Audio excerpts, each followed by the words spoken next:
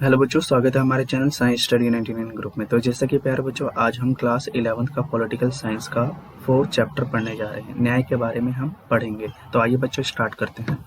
तो प्यारे बच्चों, हम बात कर रहे हैं कि न्याय किसे कहते हैं। न्याय का अर्थ प्रत्येक व्यक्ति को उसका वाजिब देना ही क्या कहलाता है? न्याय कहलाता है। कि प्रत्येक व्यक्ति को न्याय मिल जाए तो उसको हम क्या कहते हैं? न्याय कहते हैं।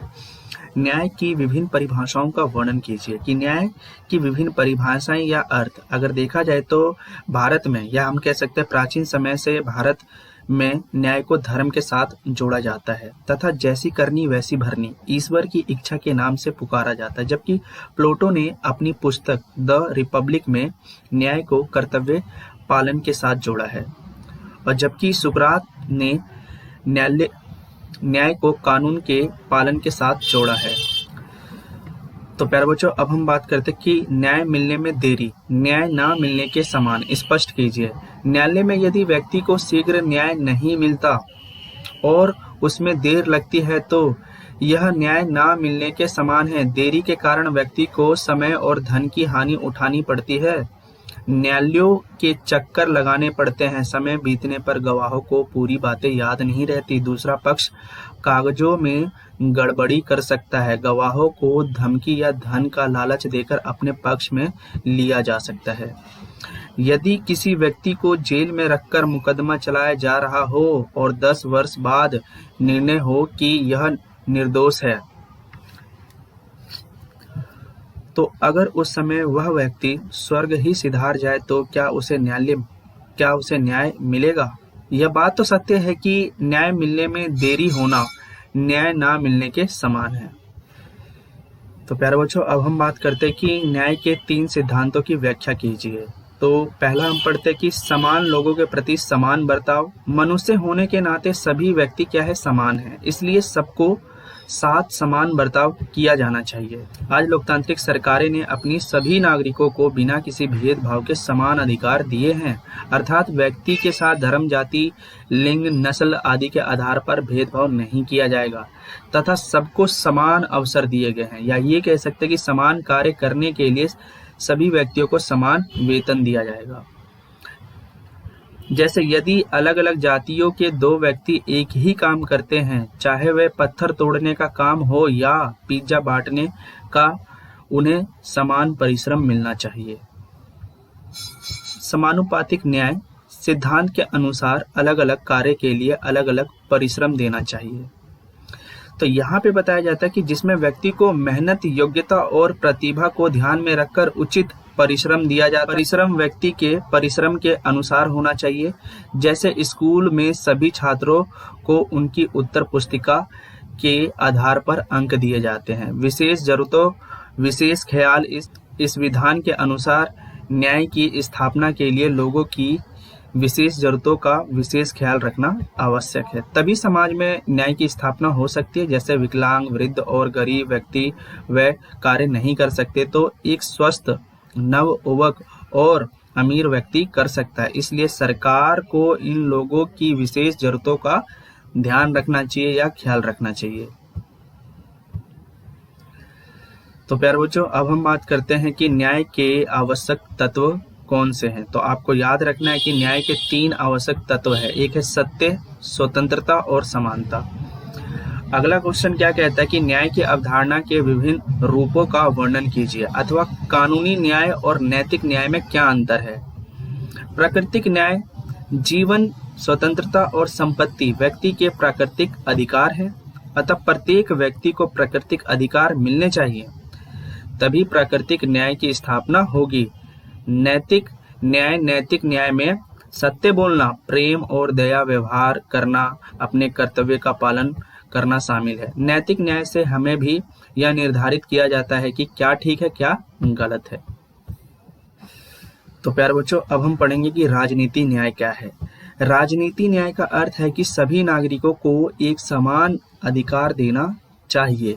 राजनीतिक न्याय केवल लोकतंत्र में ही संभव है। लोकतंत्र की सफलता के लिए राजनीतिक न्याय बहुत ही जरूरी है। सामाजिक न्याय समाज में धर्म, जाति, लिंग आदि के आधार पर भेदभाव नहीं किया जाएगा तथा सभी को समान समझा जाएगा। इसे ही सामाजिक न्याय कहते हैं। आर्थिक न्याय समाज में आर्थिक विषमताएं हैं कम से कम होनी चाहिए तथा सभी की न्यूनतम जरूरतों को पूरा किया जाएगा। इसे ही आर्थिक न्याय कहते हैं। कानूनी न्याय का अर्थ है कि कानून न्याय संगत हो और सभी व्यक्तियों के लिए समान कानून हो तथा सभी को न्याय मिल सके। तो प्यारे बच्चों, अगला क्वेश्चन क्या कहता है कि भारत सरकार ने सामाजिक न्याय की स्थापना के लिए समय समय पर कौन कौन से कदम उठाए या क्या क्या कदम उठाए, स्पष्ट कीजिए। तो भारत सरकार ने सामाजिक न्याय की स्थापना के लिए अनेकों कदम उठाए हैं, जैसे निःशुल्क और अनिवार्य प्राथमिक शिक्षा को बढ़ावा दिया है, पंचवर्षीय योजनाओं का निर्माण किया है, किसानों की सहायता की है, गरीब और वंचित वर्ग को सामाजिक आर्थिक सुरक्षा प्रदान की है। सामाजिक न्याय किसे कहते हैं, इसका अनुसरण किस प्रकार किया जा सकता है। केवल कानून या नीतियां बनाने से ही सामाजिक न्याय प्राप्त नहीं होता। इसके लिए आवश्यक है कि वस्तुओं और सेवाओं का उचित वितरण किया जाए। सामाजिक न्याय का अर्थ है कि नागरिकों के बीच सामाजिक दृष्टिकोण से किसी प्रकार का भेदभाव नहीं किया जाएगा, अर्थात सभी को न्यूनतम मौलिक आवश्यकताओं की पूर्ति की जाएगी, तभी समाज में न्याय की स्थापना संभव है। तो प्यारे बच्चों, अब हम बात करते हैं कि सामाजिक न्याय की स्थापना करने के उपाय। सभी नागरिकों को समान अधिकार दिए जाएंगे ताकि आर्थिक असमानता को कम किया जा सके और न्यूनतम आवश्यकताओं की पूर्ति की जाए। प्यारे बच्चों, अब हम बात करते हैं कि जॉन रॉल्स के न्याय के सिद्धांत की व्याख्या कीजिए। जॉन रॉल्स का न्याय का सिद्धांत।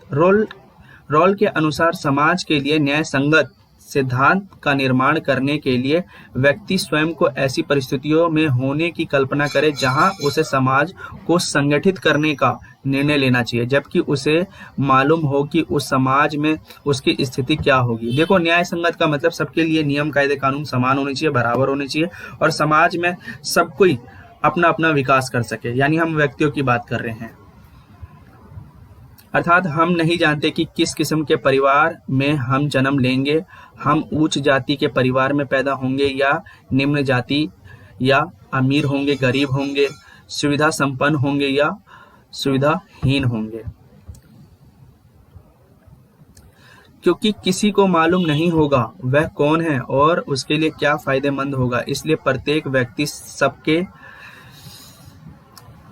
व्यक्ति सबसे बुरी स्थिति में मद्देनजर समाज की कल्पना करेगा। यही अज्ञानता का आवरण है। व्यक्ति को सोचने और निर्णय लेने पर विवश करेगा कि शिक्षा, स्वास्थ्य और आवास जैसे महत्वपूर्ण साधन सभी व्यक्तियों को मिले और उच्च वर्ग के हो या निम्न वर्ग के क्यों ना हो, यानी समाज में सभी को ये सारी सुविधाएं मिलनी चाहिए। न्याय की स्थापना के लिए बाजार की भूमिका का वर्णन कीजिए अथवा मुक्त बाजार और राज्य हस्तक्षेप बाजार की तुलनात्मक व्याख्या कीजिए।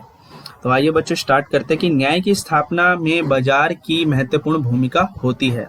कुछ लोगों का मानना है कि बाजार को खुला छोड़ देना चाहिए जिससे न्याय की स्थापना होगी, जबकि कुछ लोगों का मानना है कि बाजार को खुला छोड़ देने से न्याय की स्थापना नहीं हो सकती।